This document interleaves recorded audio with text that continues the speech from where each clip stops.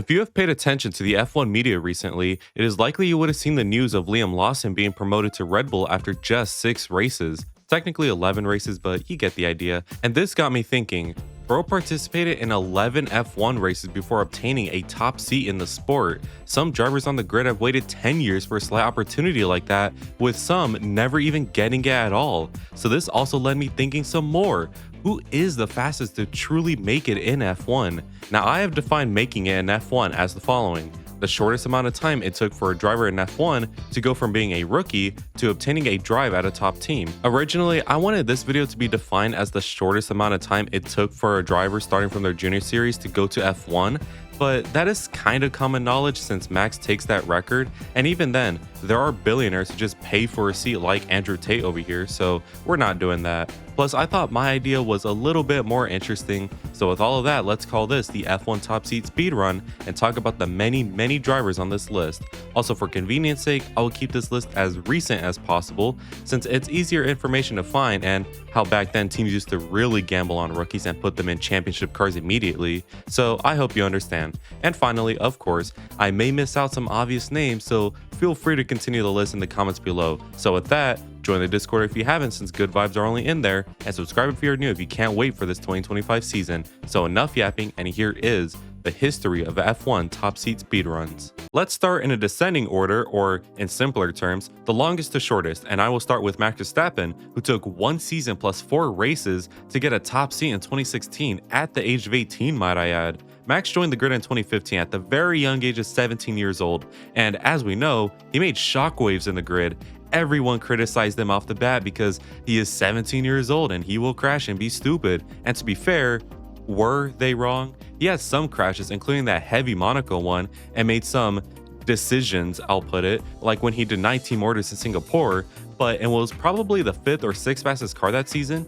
This guy was finishing with the main Red Bull pair and getting P4s on occasion. This guy was destined to hit the big leagues. So with Red Bull in denial about Kvyat, they were waiting on a scapegoat so they could kick him out, and luckily, it came in Russia, ironically. This guy was out here driving with his eyes closed, which took Vettel out the race, and Red Bull seeing this pulled the plug on him. Max Verstappen will now be a Red Bull driver starting from the next race in Spain. And how did he do? At 18 years and 227 days old, Max Verstappen wins a Formula One Grand Prix. Absolute legend. The next couple of seasons would set something in stone with him. It was not a matter of if he will win the title, it's a matter of when he will win the title. And as we know, 2021 came knocking. So yeah, 1 season plus 4 races is all it took for Max to become a top seed driver in the sport, and yeah, he's goated. Someone who went faster than Max though is perhaps his biggest rival in all his years of motor racing, Charles Leclerc. Charles Leclerc edges Max and also beat him by 2 races to a top seat after his impressive debut 2018 season. That Sauber car was hot dog water with Williams, so normally this means that Charles doesn't have to worry about underperforming, only about finding his footing. However, Charles defined finding his footing as getting that car to P7 on multiple occasions and embarrassing some old timers. I still remember him driving this season, and I could tell you, he was and still is pure magic behind the wheel. This magic affected his adaptability to conditions, his overtaking ability, and his pure, raw, uncut, steamy pace. Everyone was convinced he was going to be a Ferrari driver soon, but I still don't think anyone expected how soon it would come. Kimi Räikkönen was employed at Ferrari at the time, and he was a legend of the sport and team. However, there was a big problem. He was 39 at the time and was obviously gonna leave soon. So with his contract running dry that year and a sweet boy at the Essential Junior team, they promoted Charles after just 1 season in Singapore for next year. Leclerc would pay this kindly by getting 3 consecutive P7s at the end of the year, and the feeling was optimistic from everyone involved. But say it with me, guys. Enough said, we know the tale of him and Ferrari, but I'm still holding out hope, especially after last season. So again, say it with me, guys. Next year is our year. Anyways, remember when I mentioned Kimi Räikkönen earlier? Well, he is our next driver to talk about with his record of 1 full season. But wait, Leclerc took 1 full season. How is Kimi faster? Well, I'm glad you asked, dummy. It's because back then, seasons were shorter. So with Charles, his full season was 21 races. However, with Kimi, it was just 17 races. Anyways, like Charles, Kimi was at Sauber for his first season, and in both years, the Sauber was pretty slow, but also like Charles, he impressed massively. So basically, rinse and repeat everything I said with Charles. Sauber driver finishes best of the rest often, shows great racing ability. Then, weirdly enough, another Finnish driver, this time Mika Häkkinen, who is a double world champion, would pass down his top McLaren drive to Kimi as a sign of good faith? I don't know, to be honest, but it was kind of cute. And just like that, in an almost identical way to Charles, Kimi would get his top seat drive in a year. And also identical to Charles, Kimi at McLaren would be pure torture since it was riddled with engine DNFs and really unfortunate luck, but that move to Ferrari would save him later on. Okay, now for the drivers who have taken less than a season to get a top drive, and we technically have Liam Lawson. I say technically because he has never raced a full season of F1 before. However, he has raced 11 races across 2 years, so he kinda counts. I don't know. Anyway, Liam Lawson since 2020 really has been hyped up by many. This guy shows such a pure and classic style of racing that is just enjoyable to watch. By pure, I mean he is aggressive and daring with moves and pushing his pace to the max, and by classic, I mean he crashes a whole lot in the meantime. There are never huge crashes that cost millions of dollars, but he does have a little love tap here and there, and yeah, pure aggression and speed is key, but who's to say this won't evolve to an issue akin to Yuki in 2021? Anyways, in 2023, he would get his first call up to race after Daniel Ricciardo broke his hand in the safest piece of machinery, and considering the absolute chaos that was Zandvoort 2023, he did great since he managed things well and kept his head down. He would follow this up with a couple of points finishes and overall just really good promise. Then in 2024, Daniel Ricciardo broke his spirit after getting stomped by Yuki,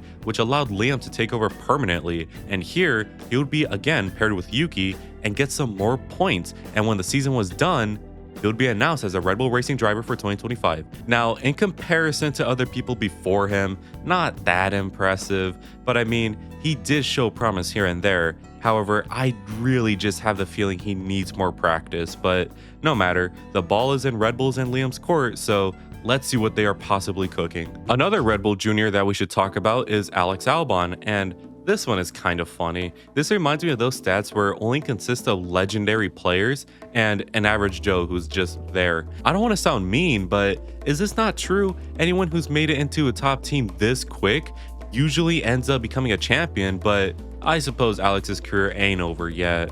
Anyways, his first season would be in 2019 after some weird shenanigans where Alex was supposed to race in Formula E, but he got caught up last minute, and in his debut season, he would do pretty good. He beat Daniel Kvyat with relative ease on most occasions, and he just showed some good racing ability. Then he got promoted to Red Bull midway through. In just 11 races, he would get that promotion because Gasly was pure ass cheeks in the Red Bull car. So instead of Red Bull trying to help him more, they drop him for a rookie Albon, and surprisingly, Albon didn't do that bad. He would do some good overtakes and showed good consistent driving, and overall, he just looked promising for the future of the team. Then 2020 happened. If Gasly had his ass beat, then Albon was straight up murdered. Now in fairness, he did get 2 podiums, but when he wasn't doing good, my word. So again, Red Bull dropped him for Checo, do they know, and Albon faded into obscurity until Williams had their for hire sign answered for 2022, and you know the rest by now. So a strange one indeed, but here nevertheless, so good job, I guess. Posted a duck here. I made a mistake. Albon took 12 races, so he really should be before Lawson. Now we have the top 3 record holders, so let us start with the one and only Michael Schumacher. This guy did a whopping total of 1 race before landing a top drive with Benetton, who now are Alpine unfortunately. Anyways, in that 1 race he had, it was for Jordan, who at the time were a pretty sucky team, but after a brilliant qualifying session where he somehow put the car in places it should not be, teams were convinced he was Moses or something. And even though the race would end in an engine DNF, Flavio Briatore would hire him for Benetton for the next 5 races, and he would do pretty good. He only got a couple of points, but he did show good promise nevertheless. Then in 1992, he would win his first race, before in 94, he took home his first ring of 7.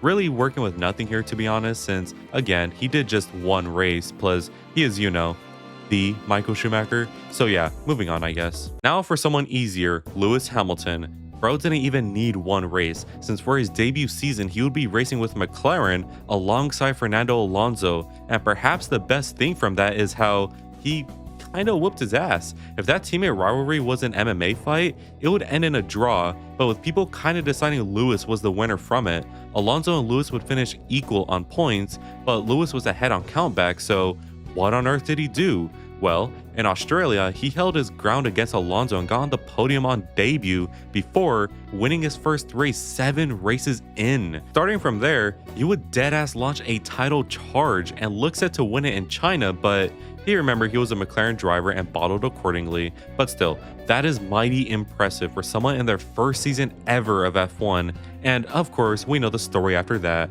Wins the title in his sophomore year, leaves McLaren after false promises and joins Mercedes, wins 6 titles in that time, equaling Michael's 7, and is now, of course, a Ferrari driver for 2025. So yeah, perhaps boring again, but he really is him and truly a once-in-a-lifetime talent. Now for the driver who has made it the fastest, and unless I have made a severe lapse in my judgment, it is Andrea Kimi Antonelli. Now whoa. You're breathing manually right now, but didn't Lewis also join a top team in his debut year? What makes Kimi Antonelli first and not him? Well, by countback is how. Lewis took about 5 years to go from Junior Series to F1. However, Kimi Antonelli took about 3 years to do that, so thus, he is here first. Anyways, if his junior career is anything to go by, he will absolutely cook others and may be the youngest winner in F1 history. He has such a magical ability to just pull pace out his ass and adapt to any sort of conditions, which makes the decision to promote him reasonable to me. Now, unlike Lewis, I doubt Kimi is going to get a championship winning car for his first season, but he will at least get a car to win, I hope. And if he does, he will win multiple races, just you watch. Now, admittedly, there is nothing to talk about here since his post-record gameplay hasn't been recorded yet, so 2025 will be the ultimate deciding factor for him, so keep an eye on him. I also may or may not jinx him, and if I do, I am so sorry. And that was the history of F1 top seat speedruns.